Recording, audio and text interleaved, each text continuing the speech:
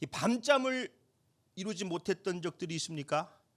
저는 잠을 참 잘 자는 사람입니다. 뭐 고개만 대면 자요.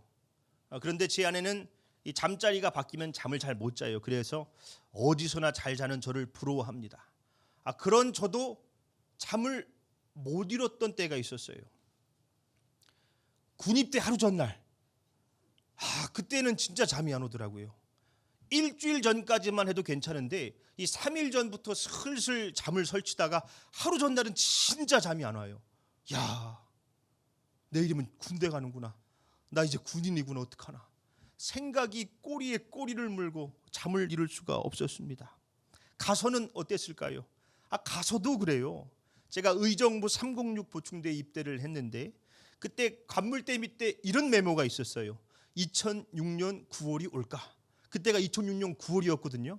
그러니까 저보다 딱 2년 전에 입대한 사람이 자기 군생활이 너무 캄캄하니까 거기다가 적어놓은 거예요. 2006년 9월이 올까? 야, 그걸 보는데 너무 부러운 거예요. 2년 전에 이거 쓴 사람은 이제 제대구나. 우와. 그래, 2006년 9월도 왔으니 2008년 9월도 올 것이다. 그리고 그 밑에 이어서 적었어요. 2008년 9월이 올까? 적어놓고 보니까 더 캄캄해요. 야, 여기서 어떻게 2년을 살아야 되나? 그렇죠. 사람은 불안하면 잠을 잘 못 이룹니다. 큰일을 앞두고 있거나 고민이 있을 때 이 별의별 생각이 자꾸 나지요. 그런데 오늘 본문을 보면은 베드로는 처형 하루 전날, 죽기 하루 전날 잠을 자고 있어요. 태평하게. 어떻게 그럴 수 있을까요? 헤롯 왕이 12 제자 중 하나인 야고보를 처형했습니다. 기독교 역사상 두 번째 순교자. 헤롯은 유대인들에게 환심을 사기 위해서 당시 유대교회에서 이단으로 정죄하고 심판하고 있었던 이 기독교인들을 박해한 겁니다. 야고보가 죽자 유대교인들은 그래, 저렇게 해야지 환호하며 기뻐하는 거예요. 그러니까 헤롯이 더 신나서 그래, 이번에는 베드로까지 잡아다가 죽이겠다. 딱 잡아놓고 이놈을 6월절 지나고 많은 사람들 앞에서 내가 죽이겠다. 유대교인들이 신이 난 겁니다. 헤롯은 혹시나 싶어가지고 이 베드로를 쇠사슬로 꽁꽁 묶어요. 그리고 감옥에 넣고 그것도 모자라서 군인을 4인 1조로 총 4개 조로 둘러쌉니다. 그러면 총 몇 명이에요? 민건이 4인 1조 4조 4, 16 그래요. 16 16명의 군인이 지금 베드로 하나를 둘러싸고 있는 것입니다. 자, 그렇게 시간이 지나서 처형 하루 전날이 왔어요. 얼마나 두려워요. 내일이면 끌려가서 목 잘려 죽는 거예요. 인간은 기본적으로 생존 본능이 있습니다. 살고자 하는 욕구가 강하죠. 이 교도관으로 근무했던 분이 들려준 이야기인데 사형수들은 집행날 이 사형장으로 끌려가는 게 싫어서 철장을 꽉 잡는데요. 가기 싫으니까. 그러면 뭐 교도관들이 그걸 잡아 당기고 덩치가 이렇게 큰 교도관이 아무리 끄집어내려고 해도 안 된대요. 그냥. 그러면 하는 수 없이 그 철창을 붙들고 있는 손가락을 부러뜨린대요. 하나씩. 그래서 인형처럼 질질 끌려가는 거예요. 어떤 사형수는 걷다가 일부러 신발을 벗어놓는데요. 그리고 한참 간 다음에 저기 신발 벗어놓고 왔다고. 그리고 다시 천천히 돌아가서 신발 신고. 그거라도 조금 더 살아보고 싶어서. 그게 인간입니다. 그런데 오늘 본문의 베드로는 죽음을 앞두고 어떻게 하고 있습니까? 본문 말씀 6절이죠. 헤롯이 잡아내려고 하는 그 전날 밤에 베드로가 두 군인 틈에서 두 쇠사슬에 매여 누워 자는데 파수꾼들이 문 밖에서 옥을 지키더니 참 쇠사슬에 꽁꽁 묶여가지고 지금 두 군인 틈에서 이러고 자고 있는 거예요. 그냥 잔 것도 아닙니다. 깊이 자고 있어요. 본문 말씀 7절이죠. 호련히 주의 사자가 나타나매 옥중에 광채가 빛나며 또 베드로의 옆구리를 쳐 깨워 이르되 급히 일어나라 하니 쇠사슬이 그 손에서 벗어지더라. 이 깊은 잠을 자다가도 누가 방에 불을 탁 켜면은 이 눈이 부셔가지고 깨지 않습니까? 아마 천사도 그걸 생각했던 것 같아요. 그래서 옥중에 광채를 쫙 비치면서 나타났는데 자고 있는 거예요. 안 깨어나고. 이 천사도 좀 민망했는지 옆구리를 걷어찹니다. 일어나라고.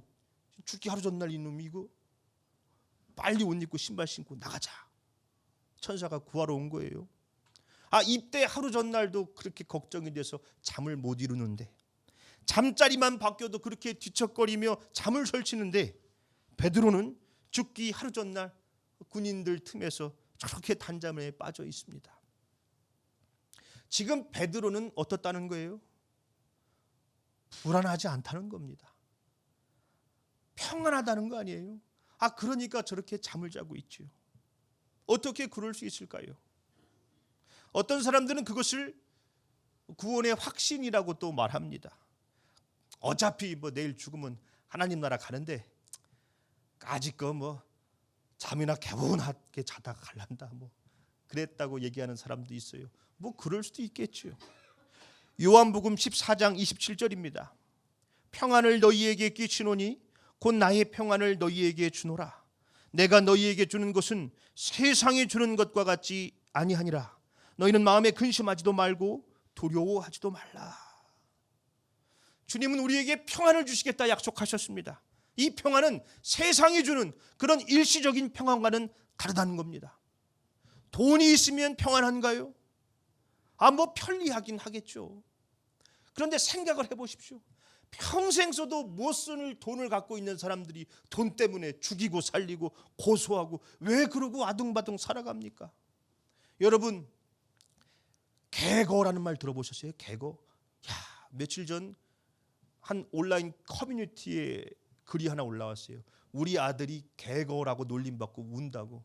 개거, 개근 거지랍니다. 요즘에는 학교에서 해외여행을 아이들이 가면은 현장 학습을 쓸 수 있잖아요. 그런데 못 간다는 거예요. 개근 거지. 자, 돈이 평안을 줍니까? 오히려 더 불행하게 만드는 거 아니에요? 어떻게 자기들끼리 그런 말을 해요? 세상에. 인기가 많아지고 화려해지면 평안할까요? 결국엔 다 시들죠. 풀은 마르고 꽃은 시듭니다. 영원한 것은 없어요. 이 세상이 주는 일시적인 평안은 평안이 아닙니다. 잠깐은 편리할 수 있지만은 금방 또 적응돼요. 쾌락 적응 효과라고 합니다. 그러니 더 높은, 더 짜릿한 쾌락을 쫓아 사는 거예요. 그것은 평안이 아니죠.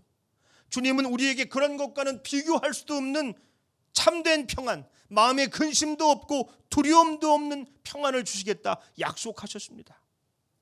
사실 예수님께서 먼저 그 평안을 몸소 보여주신 적이 있으세요. 그게 어딘지 아세요? 우리 마가복음 4장 37절로 40절 말씀을 보겠습니다. 자, 우리 함께 읽겠습니다. 시작. 큰 광풍이 일어나며 물결이 배에 부딪혀 들어와 배에 가득하게 되었더라. 예수께서는 고물에서 베개를 베고 주무시더니 제자들이 깨우며 이르되 선생님이여 우리가 죽게 된 것을 돌보지 아니하시나이까 하니 예수께서 깨어 바람을 꾸짖으시며 바다더러 이르시되 잠잠하라 고요하라 하시니 바람이 그치고 아주 잔잔하여 지더라. 이에 제자들에게 이르시되 어찌하여 이렇게 무서워하느냐 너희가 어찌 믿음이 없느냐 하시니. 자, 배에 지금 물이 가득 찼는데 어떻게 거기서 잠을 잡니까 세상에.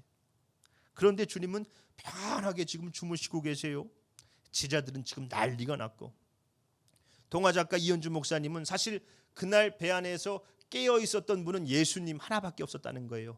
제자들은 다 자고, 예수님과 제자들은 똑같은 장소에 있었지만 제자들에게 그곳은 광풍이 이는 바다였고 예수님에게는 아버지의 품이었다는 거예요. 그러니까 주무셨다는 것이지요. 아버지의 품 안에 있었지만 아버지의 품인 줄 모르고 난리치는 것이야말로 잠들어 있는 것이고, 광풍에서도 아버지의 품을 느끼며 편안히 잠든 것이야말로 깨어 있다는 것이지요. 어쩌면 베드로는 그날 아버지의 품 안에 거하는 것이 무엇인지 배웠는지도 모르겠어요. 어디 있든지 어떤 상황에 있든지 임마누엘의 주님 품에 안길 수 있는 것이구나. 베드로가 그렇게 주님 품에 안겨 잠든 것인지도 모르겠습니다. 그런데 이게 참 말이 쉽지요. 그게 되나요, 그게? 아니, 그러고 싶어도 사실 좀 안 되지 않습니까? 제가 며칠 전에 가족들에게 물어봤어요. 언제 제일 평안하냐? 그러니까 예준이는 교회에서 친구들과 놀 때가 제일 평안하대요. 저희 아내는 애들 다 재워놓고 남편도 재워놓고 다 재워놓고 자기 혼자 시간 보낼 때가 제일 평안하답니다. 세상에. 그건 혼자 살면 되는데 사실 저희 예주는 피아노 칠 때가 제일 평안하대요. 그렇죠? 우리가 가장 평안한 시간들이 있습니다. 그런데 그것은 아무 일이 없다는 것을 전제해야죠. 그렇죠? 몸이 아파 보십시오. 가족에 무슨 불화가 있어 봐요. 관계에 문제가 생겨 보십시오. 평안한가? 평안할 일이 없는데 어떻게 주님 품 안에 안겨 있을 수 있냐 말이에요. 죽기 하루 전날 지금 배에 물이 가득 찼는데 어떻게 그럴 수가 있을까요? 박노의 시인 이야기를 또 하겠습니다. 이 시인이 자기 신앙을 이야기하면서 어릴 적 기억을 하나 끄집어내요. 이 가을비를 앞두고 다들 이 벼수학 때문에 정신이 없었답니다. 부직갱이도 낯설 만큼 분주했대요. 어머니는 일손을 구하지 못해가지고 혼자서 겨우 벼를 베다가 이제 논바닥에 눕혀놓은 거예요. 묵지도 못하고. 그리고 돌아와서 급히 저녁을 먹고 이제 다시 논으로 간 겁니다. 그거 묶으려고. 그런데 갑자기 하늘에서 천둥 번개 소리가 들리더니 그냥 비가 막 쏟아지는 거예요. 애써 베다 놓은 벼가 지금 다 물에 잠기게 생겼어요. 어떡합니까? 정신없이 볕단을 묶는데 그게 혼자 돼요. 그게 들녘은 어둡고 빗발은 거세고 발은 푹푹 빠지고 또 볕단은 지금 물에 젖어 무겁고. 이게 애가 타는 시인이 이리 뛰고 저리 뛰고 해봐도 그 어린 아이가 뭘 할 수 있겠어요. 순간 어리고 연약한 자기가 그렇게 원망스러웠답니다. 아버지가 없는 그 서러움이 차갑게 밀려왔대요. 그때 저 멀리 이 불빛이 보이는 겁니다. 그 불빛들이 막 다가오길래 도깨비 불인가 싶어서 무서웠는데 그 불빛에서 소리가 들려요. 기평아 기평아. 그 불빛이 다가오니까 같은 이 공소에 다니는 저 건넌 마을 형 누나 어른들이 온 거예요. 공소라 하면은 이 본당 신부가 상주하지 않는 아주 작은 성당을 말합니다.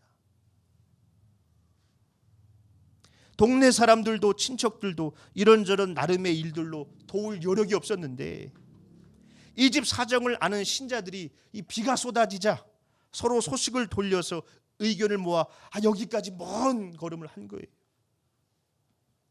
남편을 잃고 홀로 된 젊은 어머니가 이 작은 논 세마지기 이것으로 5 아이의 생계를 걸고 사는 것을 알기 때문에 자기들 수확을 뒤로 한 채 심리 밤길을 걸어온 것입니다.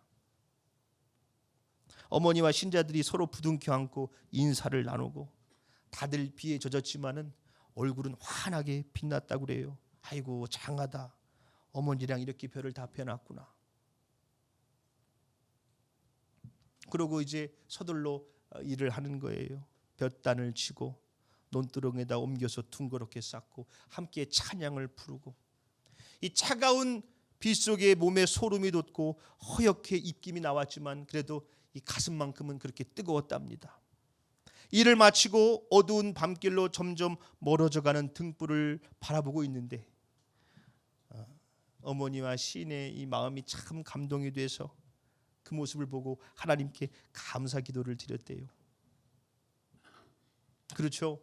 평안할 일이 없어요. 지금 설교하는데도 아이들이 막 장난치고 참 설교의 흐름 다 끊겨가지고 마음도 좀 힘들고 그래도 주님께서 평안하라고, 평안할 일 없어도 평안하라고 허락하신 곳이 어디입니까? 교회죠, 교회. 가족들도, 동네 사람들도 일손 없다고 그 어머니가 혼자 논 5마지기 그거 열심히 지금 하고 있는데 아무도 안 도와줬어요. 그런데 성도들이 그 먼 마을에서 온 거예요. 세상에 얼마나 감사합니까? 내 삶에 평안한 일이 하나 없어도 주님의 몸된 교회에서 서로의 비빌 언덕이 되어주고 기댈 버팀목이 되어주고 쉬어갈 그늘이 되어줄 때 주님의 평안을 느낄 수가 있는 거예요. 그래서 교회를 주님의 몸이라 하지 않습니까? 주님의 몸된 교회 안에 있으면 어디에 있는 거예요? 주님 품 안에 있는 거예요. 그러니까 교회를 멀리하지 마세요. 기도회도 좀 나오시고 말씀도 좀 가까이 하시고. 말씀을 맺겠습니다. 주님은 우리에게 세상이 줄 수 없는 참된 평안을 주시겠다고 약속하셨습니다. 그 평안이 무엇입니까? 죽을 수밖에 없는 죄인들이 예수 그리스도를 믿음으로 죄 사함 받아 하나님의 자녀가 되었다는 구원의 감격이요, 천국의 소망이요, 임마누엘의 축복인 것입니다. 우리가 함께 찬양하지 않았습니까? 이 세상에 험한 길 가는 동안 참된 평화가 어디 있나? 우리 모두 다 예수를 친구 삼아 참 평화를 누리겠네. 주님이 허락하신 주님의 몸된 교회 안에서 우리 모두 다 참 평안을 누리며 서로 세워주고 격려하고 돌봐주며 온전히 주님 품 안에 거하시는 우리 행복한 교회 성도님들이 되시기를 예수님의 이름으로 축원합니다. 아멘.